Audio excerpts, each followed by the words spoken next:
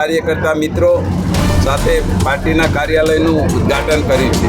આ પ્રસંગે મારી કિંમત કરી છે એટલે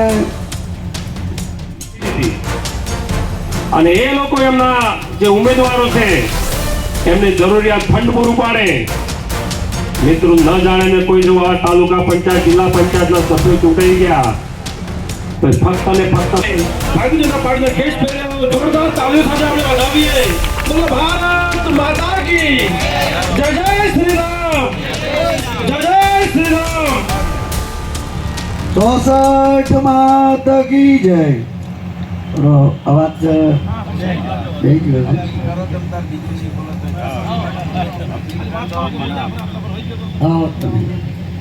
આજે ખરડોસણ ગામે આસડા જિલ્લા પંચાયત અને તાલુકા પંચાયતની ચૂંટણીમાં ઉપસ્થિત એવા ગુજરાત સરકારના પૂર્વ રાજ્યસભાના સાંસદ અને ગુજરાત ભારતીય જનતા પાર્ટીના ઉપાધ્યક્ષ શ્રી નટુજી ઠાકોર સાહેબ, એવા જ અમારા માર્કેટ યાર્ડના ચેરમેન પૂર્વ ધારાસભ્ય શ્રી ગોવાભાઈ સાહેબ, અમારા બનાસકાંઠા જિલ્લાના ભારતીય જનતા પાર્ટીના પ્રમુખ મહામંત્રી રસિકભાઈ, પાટણથી એમની સાઈડમાં બિરાજમાન છે એવા રાજુભાઈ, હિલરી મંડળના પ્રમુખ ભાઈ શ્રી ગમાનજીભાઈ, મહામંત્રી શિલવાજી, બાબુભાઈ, આપણા બનાસકાંઠા આપણી સીટ આસડા સીટના પ્રભારી ભાઈ શ્રી લેપજીભાઈ, પૂર્વ તાલુકા પ્રમુખ પૂર્વ ભારતીય જનતા પાર્ટીના તાલુકા પ્રમુખ શ્રી ગુલાબજી, અને સાહેબ જ્યારથી કુંવરજી સરપંચ બન્યા ને ત્યારથી મેં કુંવરજી બાવળિયા નામ આપ્યું છે એવા કુંવરજી બાવળિયા, અને સદરપુર કબીર આશ્રમમાંથી પધારેલા બેન શ્રી નંદાબા, અભિનાબા, આસેડા તાલુકા પંચના સીટ અમદાબેન, સુરપનાથજી, પૂર્વ ડેલિગેટ શ્રી બલુભા બળવંતરામ, સરપંચ શ્રી આસેડા સાગરભાઈ, અને યુવાન છે ને બહુ ઉત્સાહી છે એવા સાગરભાઈ સાહેબ, અમારા પૂર્વ જિલ્લા પંચાયતના સદસ્ય શ્રી રાયકણજી,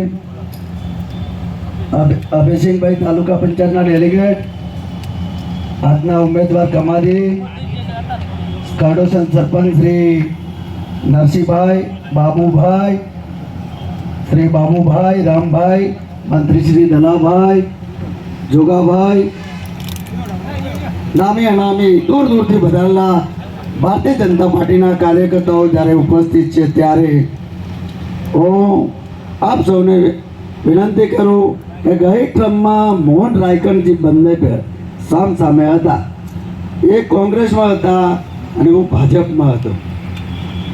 જ્યારે પરિણામમાં મળ્યું એમને તો સાહેબ હું અઠવાડિયાની અંદર એમના ઘેર જમવા ગયો હતો, એટલે તો સોનામાં સુગંધ મળી। આજે એ પરિણામ મળે તમે નમો તો સૌને ગમો, એટલે એમને રાયકણજી આપણી પાર્ટીમાં જોડાયા તે બદલ એમને પણ ખૂબ ખૂબ અભિનંદન છે કે પાર્ટીના એક સેવાનું કાર્ય પણ કરી રહ્યા છે। એવા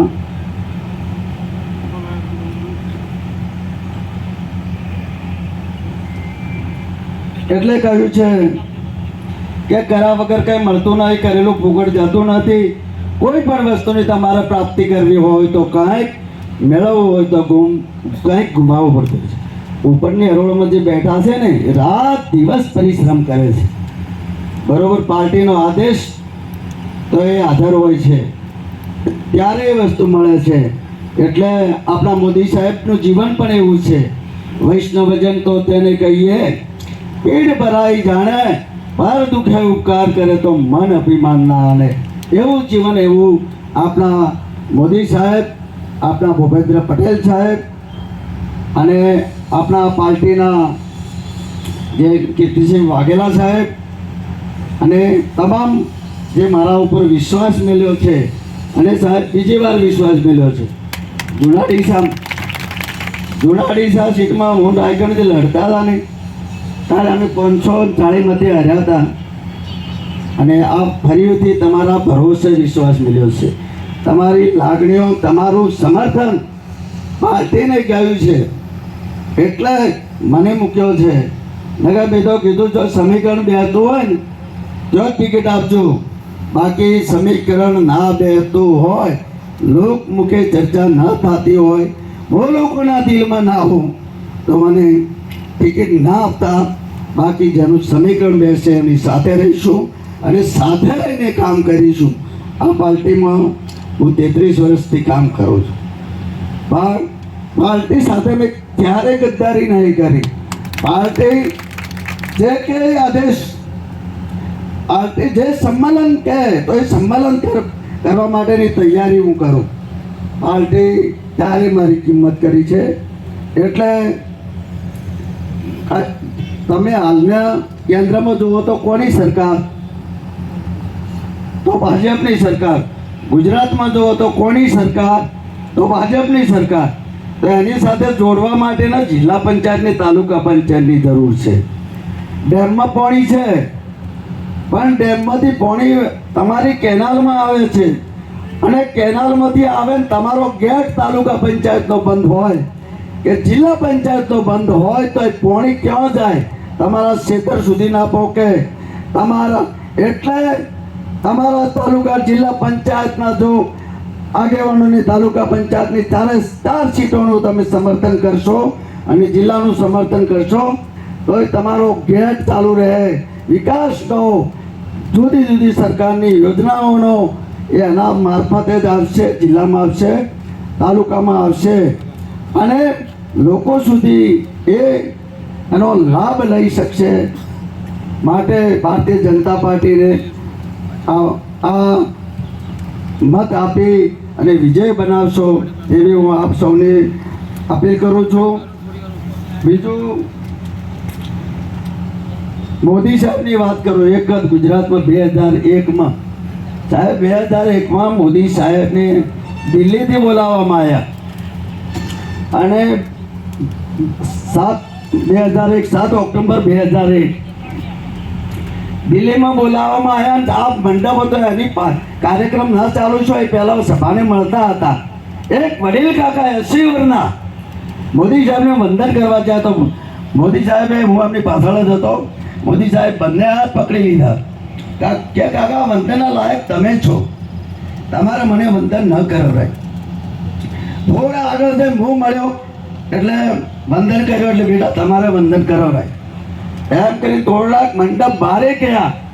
તારી સાહેબ વાદળ સાહેબ ક્યાંય નથી, અને એ અચાનક વાદળ આવ્યા અને વરસાદના અમીના ચોટના છે. મોદી સાહેબ ઉપર તાચ્યા કે સુકન થયા સારા સાહેબ. 2001 થી 2023 સુધી દુષ્કાળની પરિસ્થિતિ આજ દિવસ નથી, ઘાસચારાની તંગી નથી.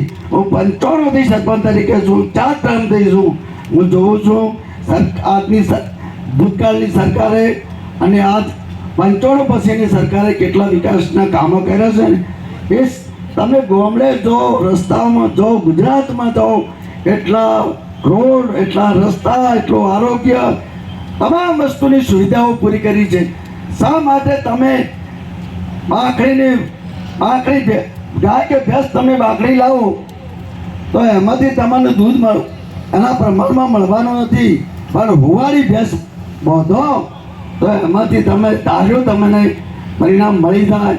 ભારતીય જનતા પાર્ટી સરકાર એ ગરીબીની સરકાર છે, કિસાનોની સરકાર છે, મજૂરોની સરકાર છે. માટે આ ભારતીય જનતા પાર્ટીમાં વારંવાર લોકો ઉમેરો થાય છે, ઘટાડો નહીં થતો. તમે જુઓ તો કોંગ્રેસની સરકારમાં દિવસે દિવસે ઘટાડો થાય છે, મન દુઃખ થાય છે, મનભેદ થાય છે. માટે એનું કારણ શું?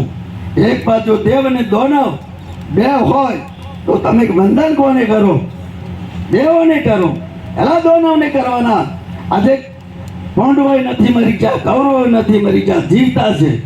તમે કૌરવોના વિચારો પ્રાપ્ત કરો તો કૌરવોની ભૂમિકામાં છો. તમે પાંડવોના વિચારો પ્રાપ્ત કરો તો પાંડવોના ભૂમિકાના છો.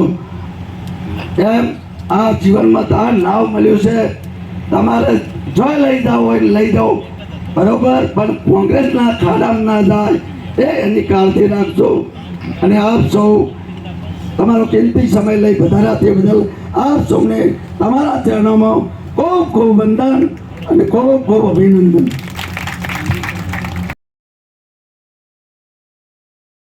આપણી સમક્ષ મૂકી આપ સૌ સોશિયલ મીડિયાના માધ્યમથી કે ટેકનોલોજીના માધ્યમથી આપણા દેશના યશસ્વી વડાપ્રધાન, આપનું સૌનું ગૌરવ, આપનું ઘરેણું કહેવાય એવા નરેન્દ્રભાઈ મોદી સાહેબ જે કામ કરી રહ્યા છે આખું વિશ્વ નોંધ લઈ રહ્યું છે.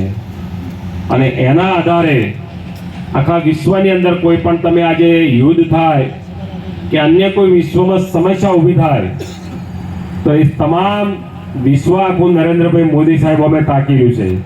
અને એમની સલાહ સૂચન, એમની રાહ જોવાતી હોય છે. ત્યારે આપણા માટે તો ગૌરવ કહેવાય કે આપણને આવું વ્યક્તિત્વ મળ્યું છે. અને તમે જુઓ આજે એક નિર્ણય કરે અને એ નિર્ણયનો અમલ તમામ રાજ્યની સરકારોએ કરવું પડે. આજે મફત યોજનાનો તમે લાભ જુઓ, ફક્ત કોરોનામાં ચાલુ કર્યું હતું, તો આજે આખા દેશની અંદર મફત અનાજ આપવાની યોજના. એ જ રીતનું મા કાર્ડ, તો એમાં કોઈ પણ પક્ષાપક્ષી નહીં, કોઈ જાતિવાદ નહીં, કોઈ વ્યક્તિવાદ નહીં. એ કોંગ્રેસ હોય, ભાજપનો હોય, તમામને આ લાભ સ્પર્શ કરેવા હોય. એ ખેડૂતલક્ષી યોજનાઓ હોય, એ કોઈ વિકાસલક્ષી યોજનાઓ હોય, એ તમામે તમામ યોજનાઓ કોઈ ગામને કે કોઈ સમાજને કે કોઈ વિસ્તારને બાકાત રાખ્યા વગર તમામને સદુપયોગ થાય એવો એમનો એક નિર્ણય હોય છે. એ નિર્ણય એમની કામની ગુણવત્તા જોઈ અને આજે સમગ્ર ગુજરાતની અંદર આજે જિલ્લા પંચાયત, તાલુકા પંચાયત અને નગરપાલિકા અને મહાનગરપાલિકાની ચૂંટણીઓ ચાલી રહી છે અને 26 તારીખે મતદાન છે. તો સમગ્ર આજે અમે બનાસકાંઠા જિલ્લામાં આજે આ 5મી જિલ્લા પંચાયતનું કાર્યાલયનું ઓપનિંગમાં આવી રહ્યા છે. તમામ જિલ્લા પંચાયતની અંદર એટલો ઉત્સાહ છે કે લોકો આ વખતે ભારતીય જનતા પાર્ટીની જિલ્લા પંચાયત બનાવવા માટે કમર કસી છે. એમને ખબર છે કે આપણે આટલા વર્ષો સુધી આ વિસ્તારનો વિકાસ ન થવાનું પાછળનું કારણ જો કોઈ હોય તો રાજ્ય સરકાર ભાજપની હોય, કેન્દ્ર સરકાર ભાજપની હોય, એની યોજનાઓ સીધી જિલ્લા પંચાયત અને તાલુકા પંચાયતમાં આવતી હોય અને યોજનાઓનો લાભ એમાં બેઠેલી પાંખોવાળા જે એનું નેતૃત્વ કરતા હોય એમણે શું કર્યું, વાલા દવાલાની નીતિ અને ફક્ત એમના ખિસ્સા ભરો એવું કામ કર્યા. આજે તમે જુઓ જિલ્લા તાલુકાની ચૂંટણી ચાલી રહી છે, એની અંદર કોંગ્રેસે આખી જિલ્લા પંચાયત ઉચક આપી દીધી, તાલુકા પંચાયત પણ ઉચક આપી દીધી કોન્ટ્રાક્ટ બેઝ ઉપર કે જો તમે જિલ્લા પંચાયત બનાવો, જો તમે તાલુકા પંચાયત બનાવો તો 5-6 ઠેકેદારોના હાથમાં આપી દીધી. અને એ લોકો એમના જે ઉમેદવારો છે એમને જરૂરિયાત ફંડ પૂરું પાડે. મિત્રો, ન જાણે ને કોઈ જો આ તાલુકા પંચાયત, જિલ્લા પંચાયતના સભ્યો ચૂંટાઈ ગયા તો ફક્ત ને ફક્ત 5-6 ઇજાદારોના હાથમાં જશે, લોકોનું કીધું કોઈ કામ નહીં થાય. તો એટલા માટે કોઈ વિસ્તારનો વ્યક્તિ ભૂલ ન કરે. સમગ્ર બનાસકાંઠા જિલ્લાની અંદર આ મેસેજ જવો જોઈએ. અને જો ખોટું હોય તો આવો કોંગ્રેસ ખુલ્લા મેદાનની અંદર પત્રકાર પરિષદ કરવા માટે અમે તમારા પુરાવા આપવા માટે તૈયાર છીએ. ખુલ્લે આમ કે છે કે અમને જિલ્લા પંચાયત બનાવવાની સત્તા આપી છે, અમને તાલુકા પંચાયત બનાવવાની સત્તા આપી છે. મિત્રો, ઠેકેદારો શું કરે એ તમે બધું જાણો છો. એટલા માટે બનાસકાંઠાની કોઈ પણ સીટ ઉપર આ વખતે ભૂલ થવાની નથી. તો આસેડાના મતદારોને હું વિનંતી કરું છું, રાયકણજી પૂછો, જિલ્લા પંચાયતના સભ્ય હતા. રાયકણજી કોંગ્રેસમાં ચૂંટાયા પછી તમારો જે કોંગ્રેસમાં કોઈ અવાજ સાંભળજો ખરા? તો ચૂંટાયેલો જે વ્યક્તિ હોય અને તમે અહીંયા ધારાસભ્ય છે, ધારાસભ્યને તમે કામ લઈ જાય કે જ છે કે ભાઈ સરકાર અમારી નથી, તો શું તાલુકા અને જિલ્લા પંચાયતમાં સરકાર એમની બનવાની ખરી? સરકાર એમની નથી, ધારાસભ્ય કશું ન કરી શકતા હોય તો તાલુકા પંચાયત જિલ્લા પંચાયતનો સભ્ય શું કરી શકે? તો એટલા માટે આપણા વિસ્તારમાં કોઈ પણ ભૂલ ન કરે. આ તો કેવું કે આ તો તમારી જાતિનો ઉમેદવાર છે, તમારા વિસ્તારનો ઉમેદવાર છે, આવી વાતો કરે. મિત્રો, એવી વાત ના હોવી જોઈએ. ફક્ત ને ફક્ત આપણા વિસ્તારના વિકાસ માટેની ચિંતા હોવી જોઈએ. હું ચૂંટાઈશ તો મારા વિસ્તારની અંદર સરકારમાં જઈને આ કામ લાવીશ. મારા વિસ્તાર, મારા ગામની અંદર જે અધૂરા કામો હોય, કામો પૂર્ણ કરવા માટે હું ધારદાર રજૂઆત કરીશ. આ વાત હોવી જોઈએ. એની જગ્યાએ આજે તમે જો એમની સભા હોય તેના વિડીયો કે તમે એમના પ્રચાર જોજો તો ફક્ત જાતિ, કોઈ ગામ વચ્ચે, કોઈ વ્યક્તિ વચ્ચે વાદ વિવાદ કરી અને વોટ માંગવાનો પ્રયત્ન કરી રહ્યા છે. તો આવા લોકોને 26 તારીખે એવા પાઠ ભણાવો. પાઠ ભણાવવા માટે કોઈ હથિયારની જરૂર નથી. અથવા લોકશાહીની ડબે ફક્ત આપણને આપેલી એક સુવિધા, એનું જે મતદાનનું મશીન છે, મશીન ઉપર કમાલનું બટન દબાવી આપણા તાલુકા પંચાયતના 4 ઉમેદવાર, જિલ્લા પંચાયત ઉમેદવાર ધુમસીભાઈને વિજય બનાવવા માટે આપ સૌને હું અપીલ કરું છું. આપ સૌ મોટી સંખ્યામાં અહીંયા ઉપસ્થિત રહ્યા, ભારતીય જનતા પાર્ટીને સમર્થન કરી રહ્યા છો. એ વતી જિલ્લા ભાજપ વતી આપ સૌને આવકારતા આનંદની લાગણી અનુભવું છું. અસ્તુ ભારત માતા કી જય. જગમાં એ કરી રહ્યું છું, પેલું કરી રહ્યું છું, પણ ક્યાંથી કહી? કોઈ સત્તા નથી, સરકાર નથી, આમાં કોઈ આવવાના નથી, જિલ્લા પંચાયત બનવાના નથી. રડે ખડે 2-5 આવી ગયા એ જુદી વાત છે. બાકી કોઈ જિલ્લા પંચાયત બનવાની નહીં. તો તમે કોઈ બી પૂછશો આખા જિલ્લામાં તો કહેશે કે બરાબર છે. તો એમને તો વાતો જ કરવી છે કે તમે જે કોઈ એ કરી નાખશો. શેમાં કરી નાખશો એ વિચારતા નથી. ચૂંટાયાથી એ પણ એમ કહે છે કે અમારી સરકાર નથી. તો હવે શું કહો માથાકૂટ કરો છો? થોડા વર્ષથી વિકાસ થવા દો. આપ સૌ પણ જાણો છો કે દરેક ગામનો વિકાસ કરવો હશે, દરેક કાર્ય સારું કરવું હશે તો સરકાર જોઈએ. સરકાર વગર થતું નથી. ગ્રાન્ટ ત્યોથી લાખો કરોડ રૂપિયા ત્યોથી આવે ત્યારે થાય.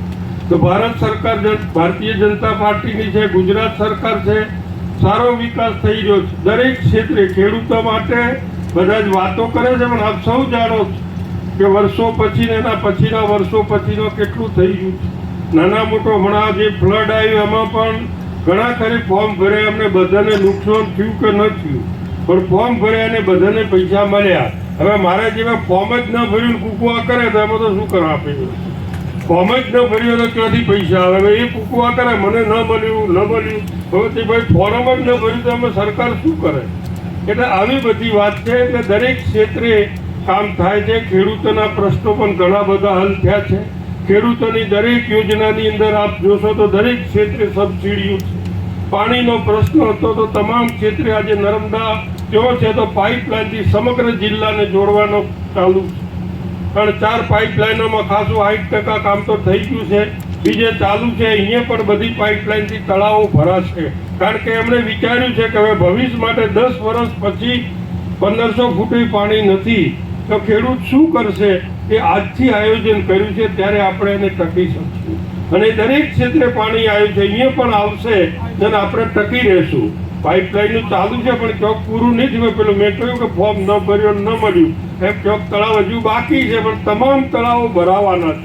તળાવ ભરાવાના છે. તળાવના પાણીથી ખેતી કરવાની છે. જ્યાં ભરાયા છે તો ખેતી હાલ ચાલુ છે. લાઇટ પણ ચાલુ છે. આપણો જિલ્લો ડાર્ક ઝોનમાં છે. એક ખેડૂતને એક જ કનેક્શન મળે છે. એમાં પણ મુખ્યમંત્રીએ છૂટ આપી કે વરસાદના પાણીથી તળાવમાંથી, નહેરમાંથી ખેતી કરતો હોય ખેડૂત એને બીજું કનેક્શન પણ આપવું. આજે તળાવોની અંદર પણ ડીપી નાખીને તમામને કનેક્શન આપીને ખેતી થઈ રહી છે. એટલે ખેડૂતની ચિંતા કરે છે. જે વખતે પહેલા ખાલી 8 કલાક પાવર આવે ત્યારે જ લાઇટ રહેતી હતી. રાત્રે આપણે અંધારામાં જ રહેતા. એ પણ એમણે સિંગલ ફેઝ ચાલુ રાખીને કે ખેતરમાં રહે છે ખેડૂતો લાઇટ હોવી જોઈએ એ કરી. ગામડાની અંદર જ્યોતિ યોજના લઈ 24 કલાક લાઇટ રહે કે છોકરો ભણી શકે, નાના મોટો કારીગર હોય એને કામ કરવું હોય તો પણ કરી શકે. એ જે ગ્રાસ રૂટની જરૂરિયાત હતી એ એટલા માટે થાય છે કે મોદી સાહેબ ખુદ આપણામાંથી ગયા છે. આપણે જેમ ગામડામાં રહેશે જે ગરીબ માણસ મજૂરી કરે છે એની શું સમસ્યા છે એ ખુદ જાણે છે, ખુદ ભોગવેલી છે. એટલે એમને પૂછવાનું નથી, જાતે જ યોજનાઓ મૂકે છે. આ યોજના મૂકો, સીધી છેવાડાના ઝૂંપડા સુધી લાભ થશે. એ જાતની યોજનાઓ મૂકી છે. ખેડૂતને દેવું માફ કરો, દેવું માફ કરો, બધા વાતો કરે છે. આ માફ કરવું પણ કેટલું થાય? આપણે ગામમાં જઈએ તો 20 જણા નીકળે, 10,000ની વસ્તી છે, એમાં 20 જણા જ ન ભરતા હોય. બીજા તો ભરતા જો હારો ખેડૂતો પૈસા ભરી દે જ. 20 જણા ન ભરતા હોય, 20નું માફ થવાથી તમારું આખું ગામ સુખી થઈ ગયું. એને વિચાર્યું મોદી સાહેબે કે એવું નહીં, પણ તમામ ખેડૂતના ખાતામાં વર્ષે 6,000 રૂપિયા મોકલો, પછી ભલે ધીરે ધીરે વધે, પણ હાલ દરેક ખેડૂતને ફૂલને તો ફૂલની પોખડી પણ મળવી જોઈએ. દરેક ખેડૂતના ખાતામાં જાય એ જાતિ યોજના લઈને સીધા ખાતામાં વર્ષે 6,000 રૂપિયા આપણા ખાતામાં આવે છે. એ દેવા માફ કરતા વધારે કિંમત થાય છે, એના કરતા વધારે રૂપિયા થાય છે. પરંતુ એમ કરતા પણ આ સીધા પૈસા મળે, કોઈ નુકસાન થયું તો પણ આપણને રાહત મળી છે. એટલે દરેક ક્ષેત્રે એક મજૂર છે, નાનો ખેડૂત છે, એને પણ અલગ યોજના છે. મજૂર છે તેની મજૂરી પૂરી મળવી જોઈએ. એ કાયદાઓ જોગવાઈ કરી કે એને પૂરેપૂરી મજૂરી મળવી જોઈએ. 5 કે 10 રૂપિયા મજૂરી ન થઈ શકે, એ પણ એક કાયદો ને યોજના લઈને મૂકી તો નાનો માણસ, મજૂર માણસને પણ એને પૂરું વળતર મળે. એટલે નાનાથી મોટા સુધી તમામ ક્ષેત્રે ચિંતા સરકાર કરે છે. પરંતુ આપ સૌની વિનંતી છે કે 5 વર્ષ સુધી આ ચૂંટણી આપણા સૌ માટે જ. આપણા ગામડાવાળાને મોટા ભાગના કોઈ 1-2 જણ અમે, બાકી કોઈ ગાંધીનગર જરૂર પડતી નથી. ગાંધીનગર સરકાર બનાવવા માટે આપણો પ્રતિનિધિ મૂકવો જોઈએ. પરંતુ આપણે તો દાડો ઉગેન કામ તાલુકા અને જિલ્લાનું છે. હવે આપણા પોતાના કામ માટે પ્રતિનિધિ ચૂંટવાનો છે. ચોક નાના મોટી ભૂલ પણ હશે, પ્રતિનિધિની ભૂલ નથી પણ ચોક હોઈ પણ શકે. આજે મીટિંગ છે તો કદાચ કોઈને કહેવાનું પણ રહી ગયું છે. એવી બાબતો કે મને નથી કીધું તારી ઘણા, એમાં 5 વર્ષ બગડે. એમાં કંઈ ન કહેવાથી કે પેલું નથી થઈ શકે. ગામમાં ભેળા બેઠા છો તો ભાઈ કોટાનો માથાકૂટ પણ હોઈ શકે. ભેળા બેઠા છો તો હોય થાય. હવે પણ એને વાત લઈને અહીંયા નુકસાન ન થાય. 5 વર્ષ માટે આપણો વિકાસ માટે, આપણા કોમના ટોપા માટે તાલુકા જિલ્લા પંચાયતની જરૂર છે. આપણો માણસ ચૂંટાયેલો હશે તો હાથેથી કરીને કહી શકું કે ભાઈ પેલો તાલુકામાં અમારું અટકેલું છે, ફોરમથી કઢાઈ આવો. તમારું જિલ્લામાં ફાઇલ પડી છે તો કઢાઈ આવો. એ આપણો માણસ હશે તો કરી શકશું. એટલા માટે નાની વાતની અંદર એક નાના વાતમાં પેલો આમ કહેતો તો ના એમ કહેતો તો એમ કે જઈને હેડ્યા અને આ લોકો કરશે. ગમે એમ કહીને કેમ કરીને અંદર રિહોન જુદા થો એ જાતના પ્રયત્નો પણ કરશે. આપણે જોવાનું છે મોદી સાહેબની સરકાર એક ખેડૂતલક્ષી સરકાર છે, ગરીબલક્ષી સરકાર છે. દરેક યોજનાઓનો આપણને લાભ મળે છે. આપણો પ્રતિનિધિ ભારતીય જનતા પાર્ટીનો પ્રતિનિધિ છે. આપણો કોઈ નાત જાત નથી, માત્ર કમળ છે આપણો પ્રતિનિધિ. કમળને જીતાડવું છે ને એની અંદર આપણે વિકાસ કરવો છે. દરેકનું નાના મોટું ટોપું કરવાનું છે. તો એ રીતે આપ સૌ પૂરેપૂરો એ દિવસે 26મી આસપાસ લગ્નો પણ ઘણા બધા છે, પરંતુ કાળજી રાખીને દરેક ક્ષેત્રે પૂરેપૂરું કમળના નિશાન પર વોટિંગ થાય. તાલુકા અને જિલ્લાના બધા જ પ્રતિનિધિઓ છે. એ રીતે બધાને આ સૌને વિનંતી કરવા આવ્યો છું. નાની વાતમાં કોઈ પેલે બિહાઇન્ડ કરજો મત. મને અમારે એક જગ્યાએ ગયો તો જ મિલા તમે કેમ નતા આવ્યા કે મને કોઈ કીધું નથી છે ને આવા. તમે ન કીધું તો ન કીધું, અમે મંત્રી હાજુ ભલા થઈ ગઈ.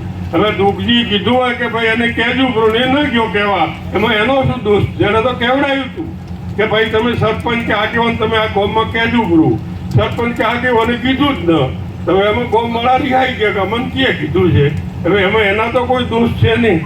આટલા મોટા કાર્યમાં કોકને તો ભણાવવું જ પડે, બધે તો જાતે જઈ શકે નહીં. તો આવી નાની વાત લઈને નુકસાન મત કરજો અને બધા જ એક થઈને તમામ સમાજો સાથે મળીને